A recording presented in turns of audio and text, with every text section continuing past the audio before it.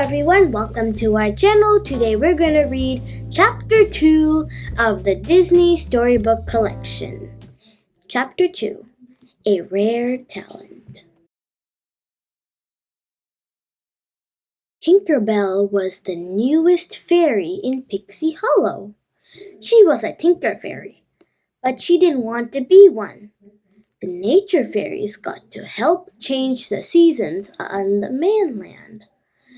Tinkerbell wanted to go there too, but Queen Clarion, ruler of all the fairies, had told her that a Tinker Fairy's work was in Pixie Hollow. Tinkerbell was crushed. Then she had an idea. She would switch her talent. "I've decided I'm not gonna be a Tinker Fairy anymore," she told her friends as they waited for their daily dose of pixie dust the next morning. "If you could teach me your talents, maybe I could show the Queen I can work with nature too. Then she'd let me go to the mainland." "I've never heard of someone switching talents," said Iridessa, a light talent fairy. But Tink insisted. "All I'm asking is that you give me a chance," she said.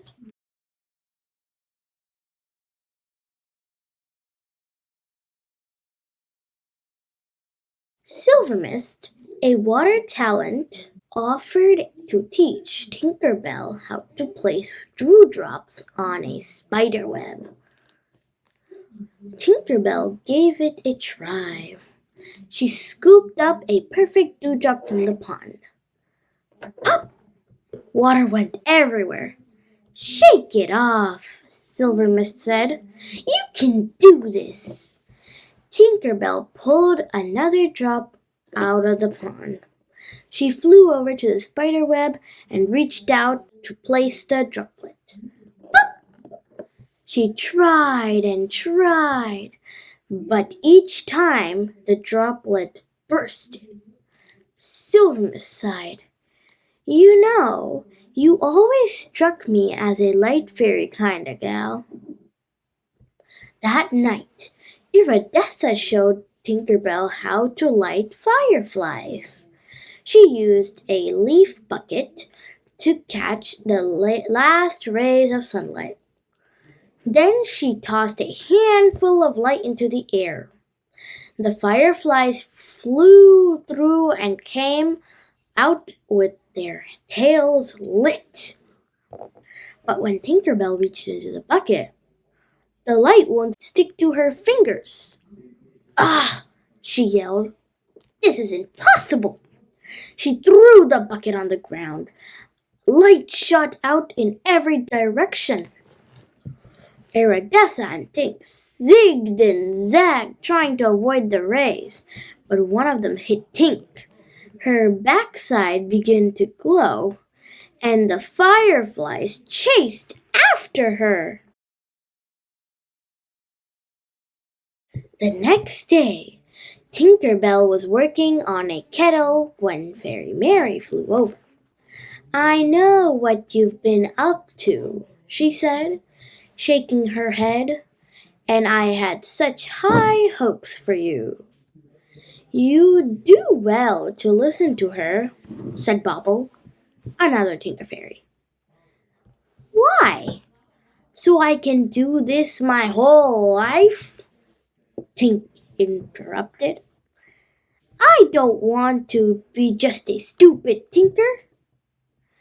As soon as the words were out of her mouth, Tinkerbell knew she shouldn't have said them. Her friends looked at her sadly. "I didn't mean...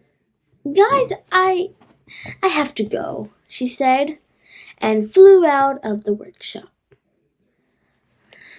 Tinkerbell felt bad about what she'd said, but she had a new task to keep her busy. Fawn, an animal fairy, was showing her how to teach baby birds to fly. Okay, open your wings and flap them up and down. Fawn told a baby bird as she flapped her arms. The baby bird did what Fawn did, and he started to rise into the air. Fawn asked Tink to help with the last little bird. Then she flew away. Tinkerbell looked at the baby bird. "Hey, little fella," she said. "You want to do some flap flap today?"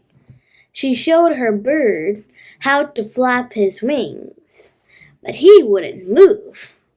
He looked scared.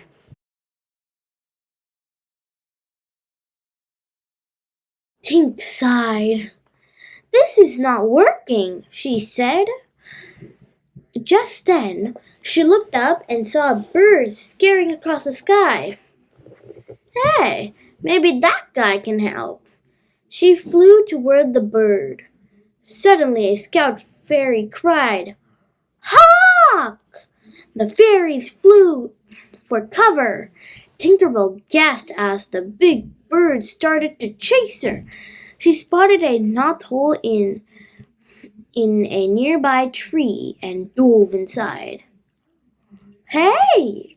Vidia said as Tinkerbell crashed into her. "This is my hiding spot. Find your own place to hide." Crack! The hawk pushed its beak through the hole and snapped at the fairies. There was only one way out. The two fairies jumped into a hole and slid down a tunnel. At the bottom, Tink slammed into Vidia and accidentally pushed her out of the tree. The hawk spotted Vidia and scooped closer. Suddenly, a berry hit the hawk. The fairies continued to throw berries and rocks until the big bird left. Tinkerbell hurried over to help Vidia, who was covered in berry bits. But Vidia brushed her off. "I was only trying to help," Tink said. "Well, stop trying," Vidia yelled. Then she flew away.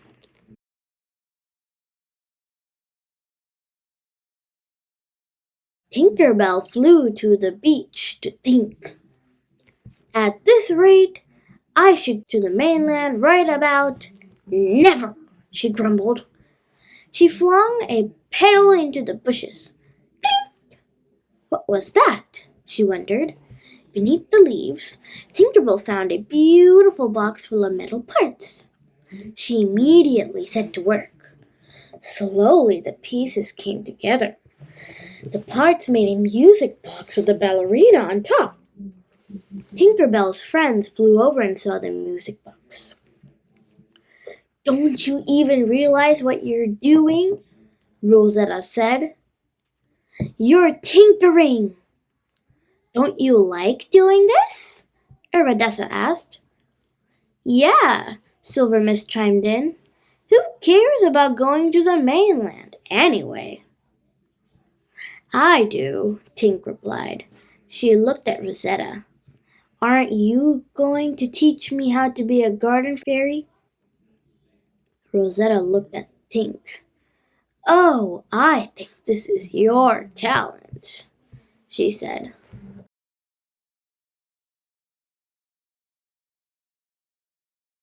Tinkerbell felt as if her friends were giving up on her.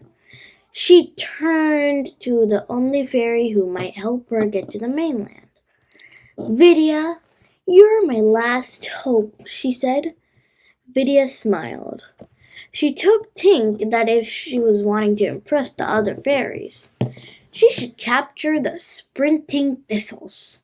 So Tink and her mouse friend Cheese went off to trap the pesky plants. But when Tink wasn't looking, Vidia set the plants free. The sprinting thistles trampled through Springtime Square, ruining all the preparations for spring.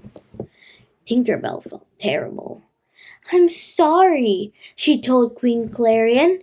Then she flew off. She wanted to leave Pixie Hollow forever.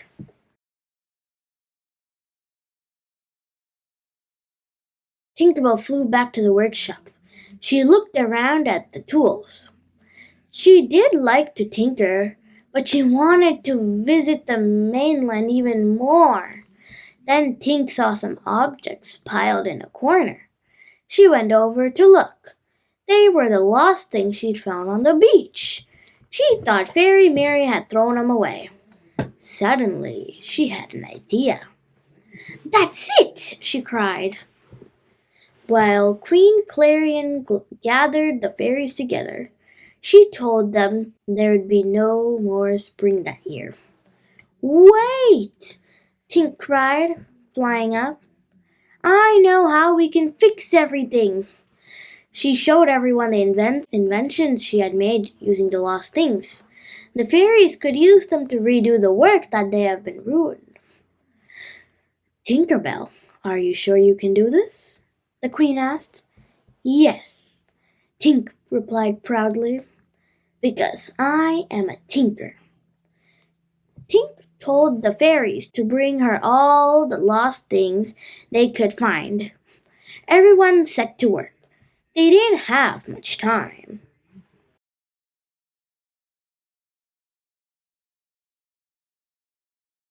Early the next morning, Queen Clarion arrived in Springtime Square. "All of the supplies are ready." "You did it, Tinkerbell. You saved spring," the queen said.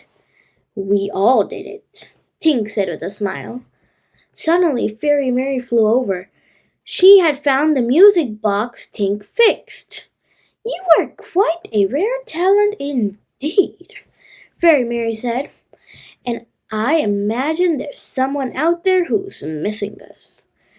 Perhaps a certain tinker has a job to do after all, on the mainland." Tinkerbell couldn't believe it. Her dream was coming true.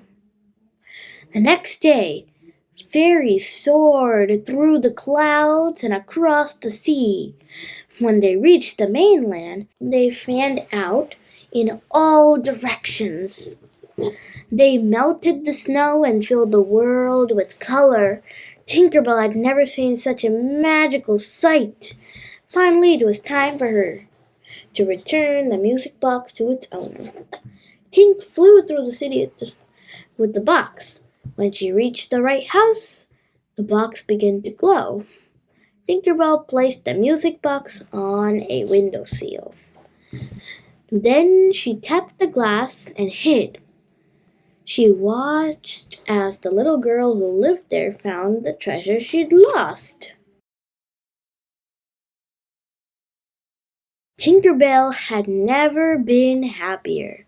When she got back to Pixie Hollow, she settled into the workshop and began to work on new inventions. From then on, Tink used her rare talent to help all the fairies with their work. She loved being a tinker after all. The end. That's it for chapter 2. The next chapter is called So Long, Pixie Hollow, but we'll read that next time. Well, I hope you still love this video. Make sure to like, subscribe, and always be watching our videos. See you later. Bye-bye.